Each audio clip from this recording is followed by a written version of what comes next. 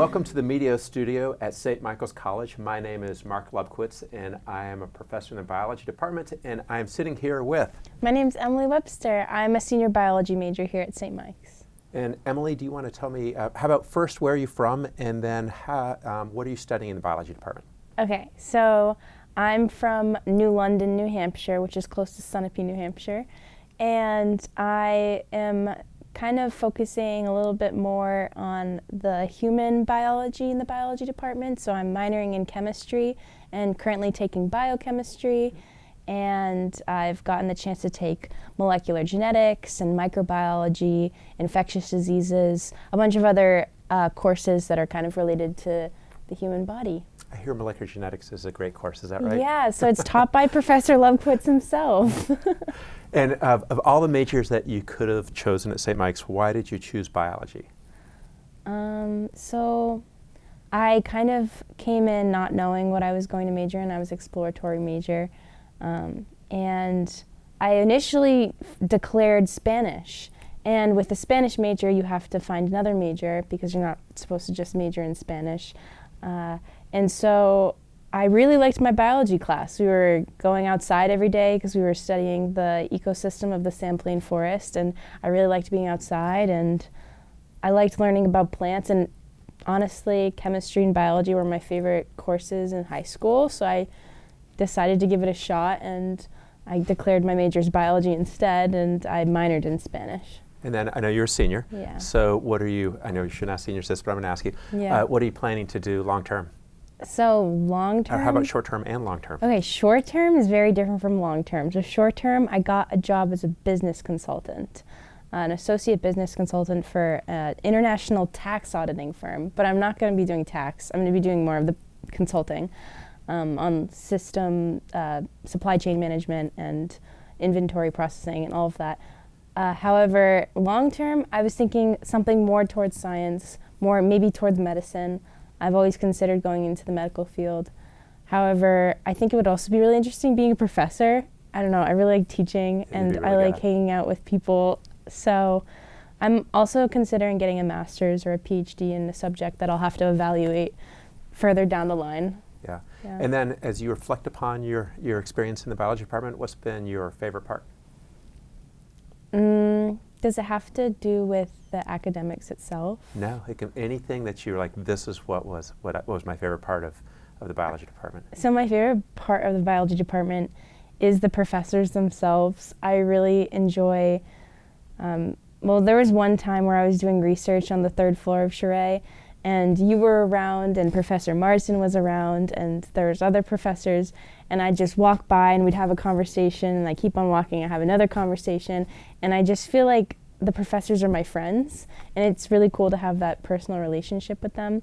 And so I think that would be my favorite part. And all the activities that they do to get everyone involved and kind of create sort of a community, like the haunted hallway was so fun during Halloween. Do you want to tell the audience about the haunted hallway? Because that was truly memorable.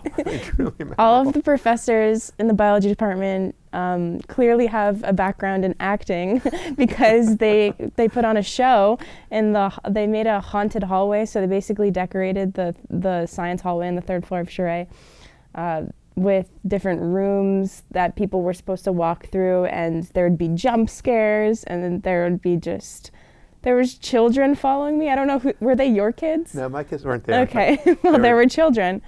Anyway, so it was a whole production, but it was really fun, and it was just for fun. Yeah, so that was well, awesome. building student culture. Student culture. Yeah, the culture is great. Yeah. So let's talk about transformative moments. So as you think about your educational experiences, either in the classroom or outside of the classroom, have you had any moments you can point and look back at and say, that was a transformational moment? Yeah, well, I think the class that I realized I want to do research was a transformative moment. It was during COVID. I was in quarantine. I remember I was watching my computer. Professor Paneski was teaching about antibiotic resistance, and one of the mechanisms for antibiotic resistance are called efflux pumps, which are just pumps on the cell membrane of bacteria.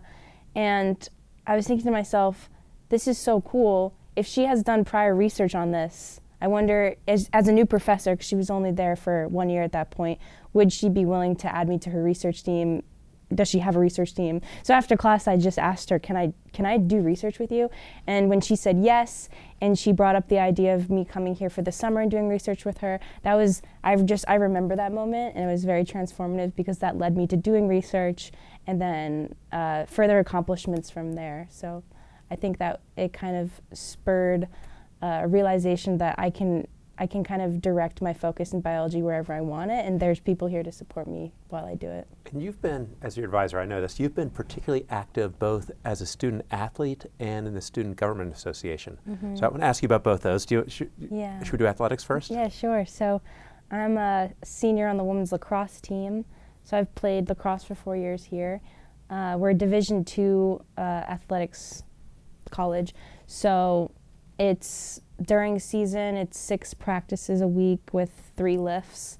And then out of season, don't quote me on this, but it's usually for our team, it's 5 practices a week with like 3 to 2 lifts. And it's surprising to some people that you can be a student and an athlete because that's a lot of time to organize. But I think like the student athlete aspect of my life has been super important in helping me structure and organizing my schedule, because if I have time to go hang out with my teammates and exercise while I do it and have a really good time playing sports, that gives me more focus to sit down and actually do my work at the end of the day. So being a student athlete has been really great because it has provided me a friend group, but also a great outlet to exercise and do something totally different from academics. So I've really enjoyed it. And then on the Student Government Association, I'm the Secretary of Athletics because I have that background in athletics. And I basically am just the liaison between student athletes and academics or student life or any other department in student government. And currently I'm working with the Secretary of Diversity, Equity, Inclusion on making a DEI training for student athletes. And a lot of people have been asking us, why only student athletes? Why wouldn't you make a diversity, equity, inclusion training for all of the students on campus? But the truth is we just kind of need to make a pilot or kind of like a good introductory group, because we hope that this can one day be breached to purposeful learning. But right now we're just in the works of working with student athletes. And depending on how it goes, maybe purposeful learning can reevaluate if they want to use our discussion trainings. But another thing I'm also working on is coordinating a 50 years of Title IX panel event. Wow. Yeah. That must be interesting. Yeah, we have 6 panelists line up who are either coaches or former student athletes here, all female identifying or had been female identifying during the time where they played the sport or coached. And we'll just have them come and we'll ask them certain questions kind of tailored toward their background or just in general, based on how Title IX has helped us get to where we are, and what more work needs to be done in terms of Title IX and women in sports. Okay, so you are clearly a highly engaged student, right? So you're taking your classes, doing well, involved in student government, student athlete, some leadership opportunities, and you were just telling me before this interview that you were making a series of films. So if you were speaking to incoming students or high school students, what's the key to success with respect to time management?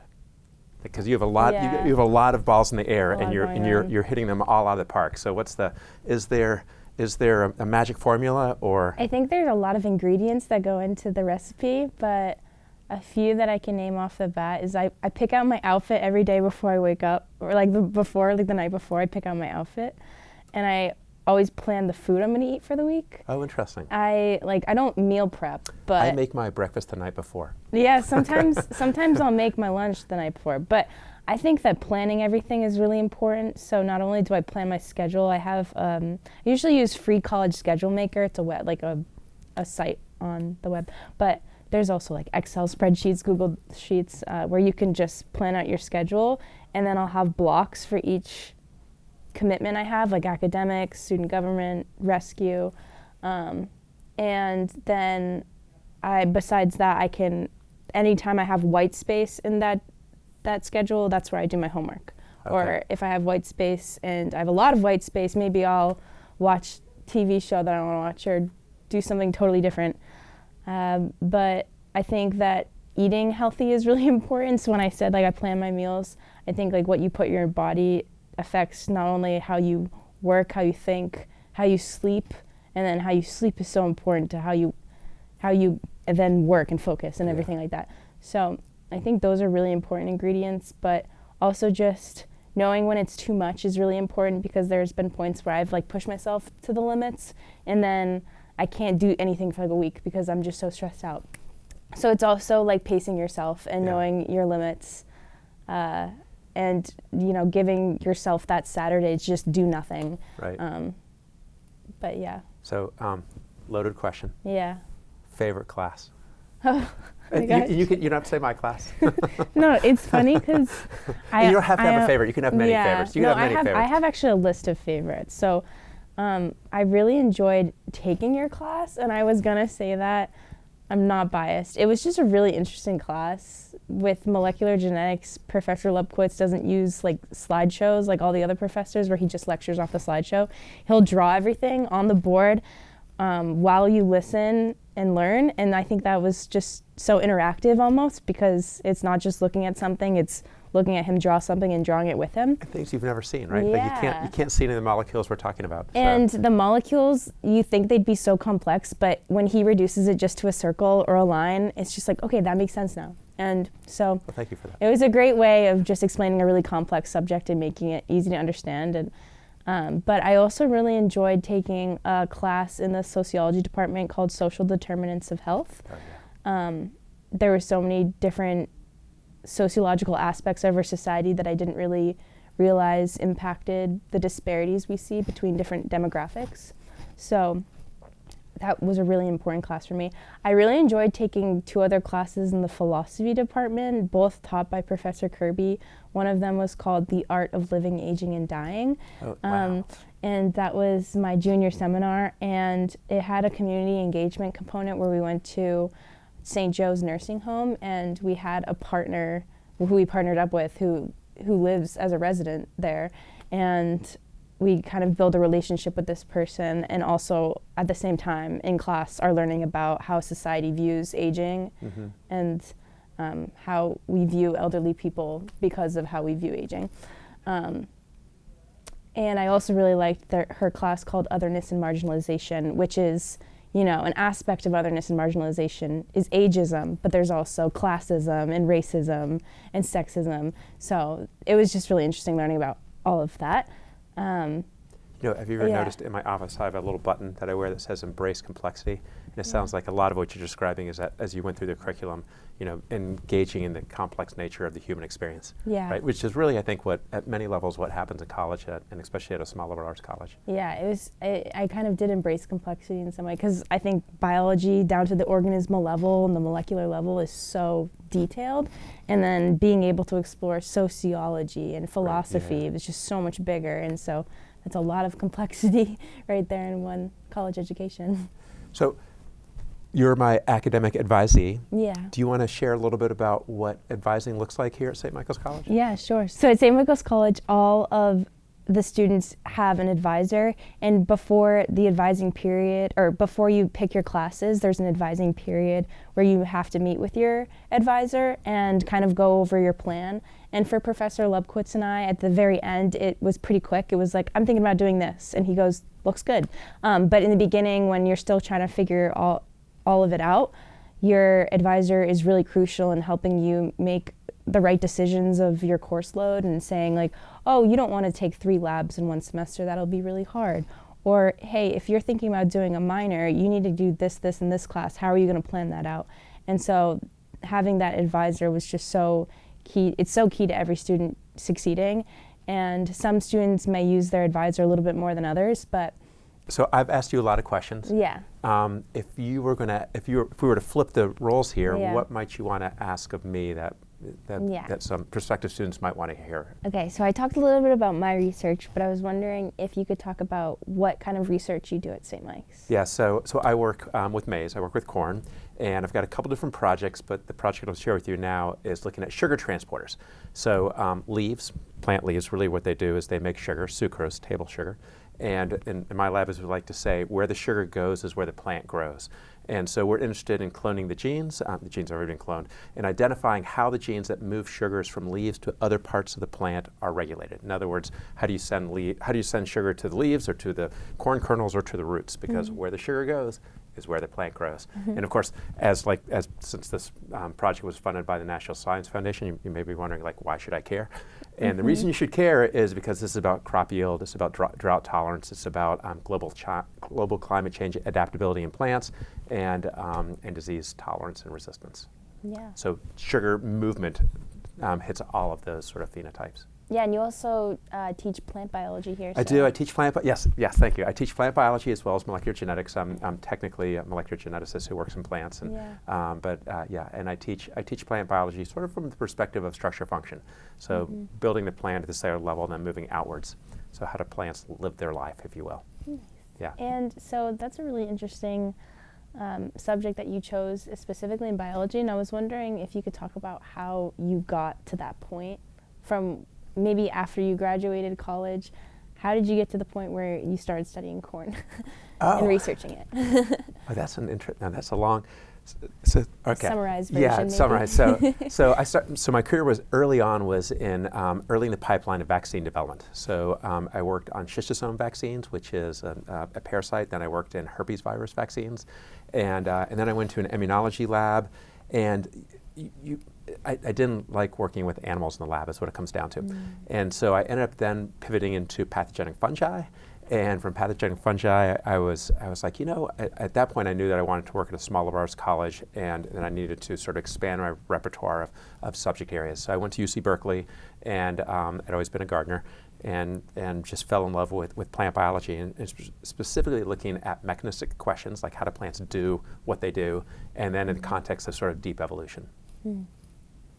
So, and then after that, once you got your master's, was it? Well, actually, I went straight to PhD. So straight to PhD. Yeah. So okay. in molecular genetics, usually you get a BS, then you get a PhD. So I don't know if this is helpful for prospective students, but maybe as like a senior in college, what made you decide to get a PhD straight away versus getting a master's? So it very much depends upon the field of biology, right? So if ecology has, typically you get a master's then a PhD. In molecular genetics, you pretty much go straight to a PhD, the majority of people. And part of that is because if you look at the amount of time it takes to complete a master's in molecular genetics, it's about 4 to 5 years, and a PhD is about 5 to 6 years. Yeah. And so, if you look at return on investment versus degree, you should just go straight for the PhD. And then, not always required in every field of biology, but certainly required in my field as a postdoc. So after you finish your PhD, you do a 3 to 5 year research stint with a different lab, usually, and very often you change systems. And so you broaden your depth as a thinker, and then when you hit the job market, you're sort of looking at what are different experimental systems I have, like what's in my toolbox, if you will. Yeah. So mine was pathogenic fungi, non-pathogenic fungi, plants, development, all by molecular biology. Cool. Yeah. It's not linear. Definitely not linear. Embrace complexity, right? Yeah, embrace complexity. I have a question about, like you kind of asked me earlier, what's your favorite aspect of teaching here at St. Mike's? So I think you've heard me say this before, but I'll say it again. So years ago, I was with a friend of mine, and she had just started a charter school. And this is before I was in higher ed. And I looked at her and I said, every day you go to work, the world is an incrementally better place just because you went to work and you work with all these kids. And I started thinking about what I wanted out of my life. And I was like, that's what I want out of my life. I want to know that when I step into my workplace, the world is a little bit better of a place. And so for me, that my calling happened to be in a classroom and then in a research laboratory. And so I'd like to believe that, and that's the way I approach every day when I walk into a classroom, is the world should be, or the students in this case, should be a little bit better off because I showed up to work today and gave my best. Yeah. And you do. Thank you. Thank you. I think that means a lot. I was wondering if you could talk a little bit about those conferences that you were going to last year. You seemed to be like in a sort of group of scientists that were interested in making the science field more diverse. Is that what it was? Yeah. So actually, I've actually continued on with that work. So historically, if you look at people who do maize research and ag science research, it tends to be very monolithic. And so we have been working to try to expand what scientists look like that do maze genetics. Mm-hmm. And so, and the way that's manifested is we meet, well, now we're meeting weekly because we're coming up with a project. So we met monthly to sort of examine the question, and then once we're like, okay, like how can we affect change? From there we went into like what are we going to actually do now? So from like conception to actionable items. And so and now that we're in actionable items mode, we meet every Tuesday from 12:30 to 1:30, and these are with scientists all across the U.S. And, so cool. Yeah, it's been really rewarding actually. And why do you think that sort of goal is important to accomplish?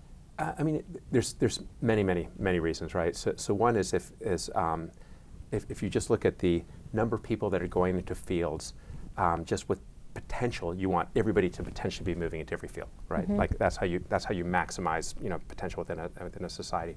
Another part is just like social justice and equity.